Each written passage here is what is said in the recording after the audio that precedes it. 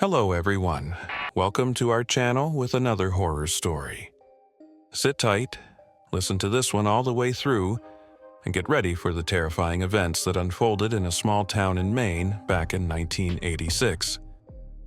This story is about four high school friends, Mike, Katie, Tom, and Rachel, and their unforgettable night in Green Hollow Forest, a place that held a dark and sinister secret, tied to a witch who had cursed the land long ago. Mike was the leader of their group, bold, adventurous, and always looking for excitement. He never missed a chance to push the boundaries of what was safe or sane. The idea of camping in Green Hollow Forest wasn't just another one of his stunts, it was an obsession. Green Hollow had a reputation, whispered about in Briarwood, the small town where they lived. Local legends spoke of a witch named Evelyn who had once lived in the area. Stories about her curse and the dark spirits that roamed the forest had been passed down for generations. The locals avoided the place, but Mike laughed at such superstitions. Katie, Mike's girlfriend, wasn't as thrilled about the idea, but her trust in Mike outweighed her fear. A cautious and thoughtful girl, Katie often balanced Mike's recklessness with her practical mindset, but she didn't want to seem like a coward. Tom, Mike's best friend, was always up for an adventure. The strong athletic type, Tom figured this trip would be just another fun outing. Rachel, the quiet and introspective one of the group, had always been fascinated by legends and folklore. She didn't believe in the supernatural, but she loved the thrill of exploring the unknown. So, on a cool October afternoon, the four friends packed up and headed for Green Hollow. The forest was a remote, dense area far from town. The dirt road leading into it was rough and unkempt, rarely used by anyone from Briarwood. As they drove deeper into the woods, the sunlight filtered through the trees in patches, creating long, eerie shadows across their path. The farther they went, the more isolated they felt. By the time they reached their campsite near a slow-moving creek, the sun was starting to set, casting an orange glow over the forest. The first few hours of their trip were uneventful.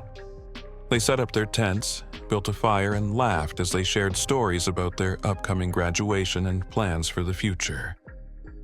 They were excited, full of life, unaware of the danger lurking just beyond the tree line.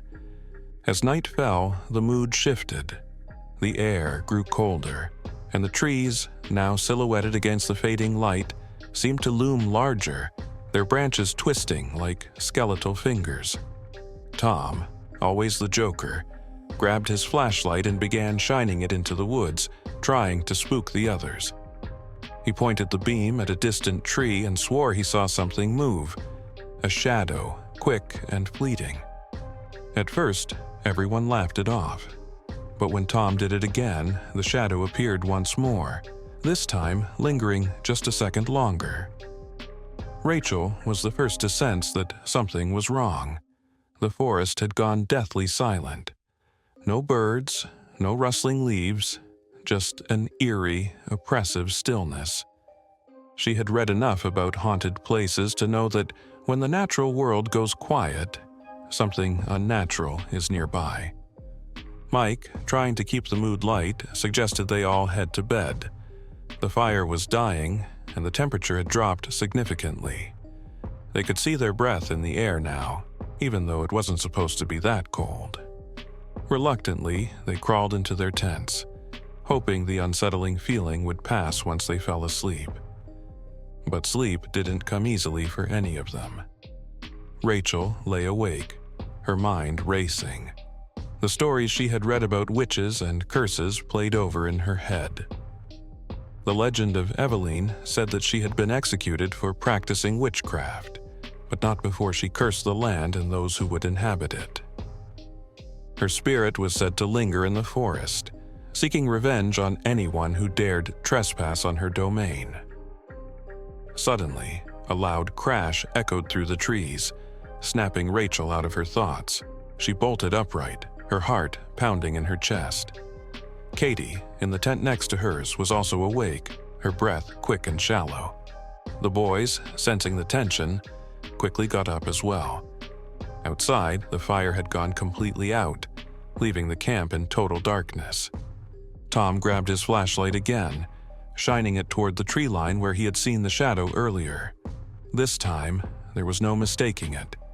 Something was out there, standing just beyond the reach of the light.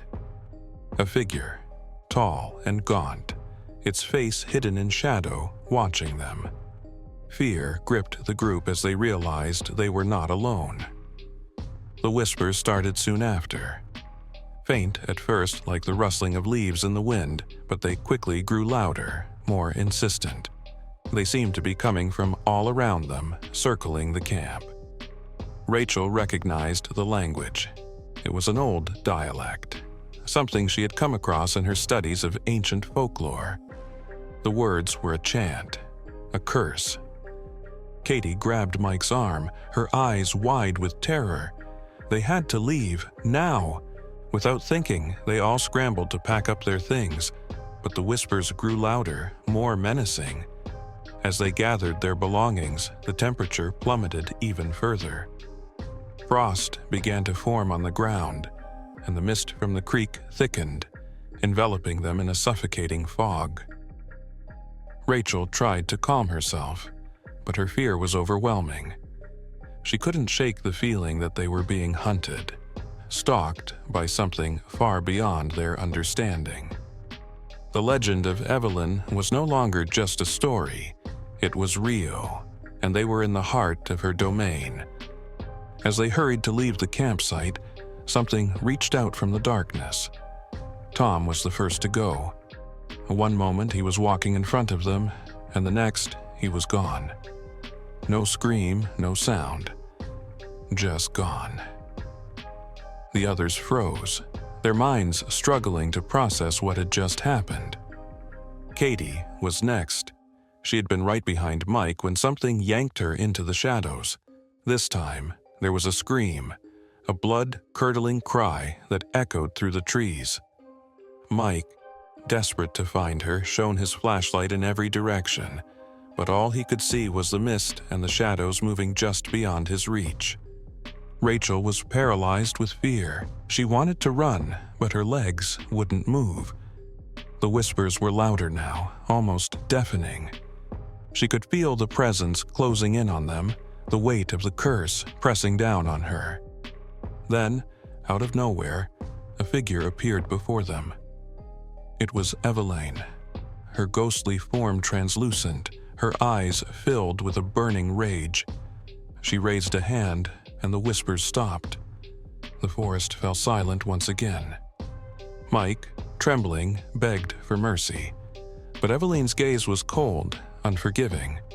She pointed to Rachel, who, in that moment, realized what needed to be done. The curse wasn't just about trespassing. It was about justice. Evelyn had been wronged, and her spirit would not rest until the truth was revealed. Rachel, mustering all the courage she had left, stepped forward and spoke. She told Evelyn that they knew the truth, that she had been falsely accused of witchcraft, that the land had been stolen from her, and that her death had been an injustice. She promised that they would make things right, that they would clear her name and restore her legacy. For a moment, it seemed as though Evelyn might relent. Her ghostly form flickered, and the anger in her eyes softened. But then, she vanished, leaving the forest in an eerie, unnatural silence. Mike and Rachel, the only ones left, stumbled back to the car in a daze. They drove straight to the sheriff's office, where they told him everything. At first, he didn't believe them, but when they showed him the evidence of what had happened in the forest, the frost, the mist, and the marks on the trees, he realized they were telling the truth. The sheriff, an old man who had lived in Briarwood his entire life, knew the story of Evelyn. He had heard the legends, but he had never believed them, until now. He agreed to help them clear Evelyn's name, to tell the town the truth about what had happened all those years ago. In the days that followed, the truth about Eveline's wrongful death was brought to light. The town held a public ceremony where they acknowledged the injustice done to her and vowed to restore her legacy. Mike's family, who had unknowingly inherited the land from those who had wronged Eveline, issued a public apology. As the ceremony concluded, Rachel felt a weight lift off her shoulders. The curse had been lifted, and the forest, once feared, returned to its natural state. The whispers were gone, the mist had cleared, and the presence that had haunted the land for centuries had finally found peace. Though Tom and Katie were never found, Mike and Rachel knew they had done the right thing. The memory of that night and the witch who sought justice would stay with them forever. Like and subscribe to our channel for more amazing horror stories.